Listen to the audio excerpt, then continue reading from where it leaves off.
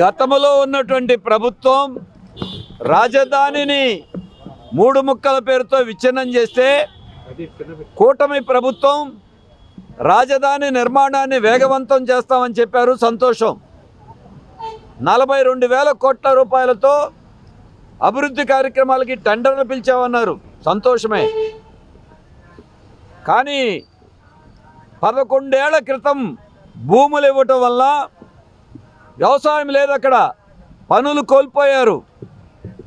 అందులో ఉన్నటువంటి పేదవాళ్ళు బతికే మార్గం లేదు.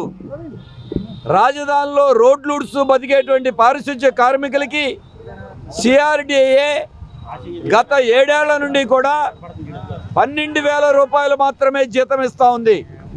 రాష్ట్రంలో ఉన్నటువంటి అన్ని మున్సిపాలిటీల్లో కార్పొరేషన్లో 21,000 రూపాయల నెలకి జీతం. మరి అమరావతిలో ఇంకా ఎక్కువ ఇవ్వాల్సింది పోయి 21,000 రూపాయలు వారికైతే వాళ్ళకి 12,000 రూపాయలు ఇవ్వటం ఏంటి? అంటే రాజధాని ఏళ్ళ మీ ప్రేమ ఇదేనా? రాజధాని అమరావతి అంటే వారందరూ రైతులు కూలీలు త్యాగం చేశారని చెప్తున్నారు. మరి త్యాగానికి ప్రతిఫలం ఇదేనా? పోనీ గత ప్రభుత్వం మార్చలా, మీరెందుకు చేయరు? సంవత్సరం తొలి అడుగుని వాళ్ళు జరుపుకుంటున్నారు. ఎందుకు వాళ్ళ దాకా పెంచలా? పైపెచ్చు వీళ్ళకి జీతం ఇవ్వకపోగా ప్రావిడెంట్ ఫండ్ వాళ్ళ డబ్బులు కూడా ఇంకా చాలా పెండింగ్ ఉండి పని, దాంట్లో వాళ్ళ డబ్బు తీసుకునే అవకాశం కూడా అందరికీ కల్పించట్లా. ఈఎస్ఐ సౌకర్యం అరకొరగానే ఉంది. రాజధానిలో భూములు పోయినప్పుడు భూములు లేని వారందరికీ పెన్షన్ ఇస్తామన్నారు. గతంలో వీరందరికీ 5,000 రూపాయలు పెన్షన్ ఇచ్చారు.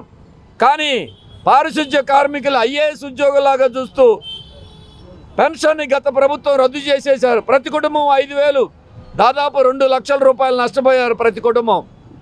ఈ గవర్నమెంట్ వచ్చి మేము పునరుద్ధరిస్తామని ఎన్నికల్లో హామీ ఇచ్చారు. ఇంతవరకు వారికి 13 నెలలు గడుస్తున్నా ఒక్క నయా పైసా పెన్షన్ పొందనించలా. పూలింగ్ చట్ట ప్రకారమే పెన్షన్ ఇవ్వాలి. మరి ఈ రోజున మేము 2వ దశ పూలింగు 44,000 ఎకరాలు తీసుకుంటామన్నారు. మరి పాత పూలింగ్లో ఉన్న చట్ట ప్రకారమే ఇంతవరకు వారికి ఇవ్వట్లా. మరి ఏమిటి వాళ్ళకి జరిగే అన్యాయం? రాజధానిలో జనం పెరిగారు, అభివృద్ధి జరుగుతూ ఉంది, మంచిదే.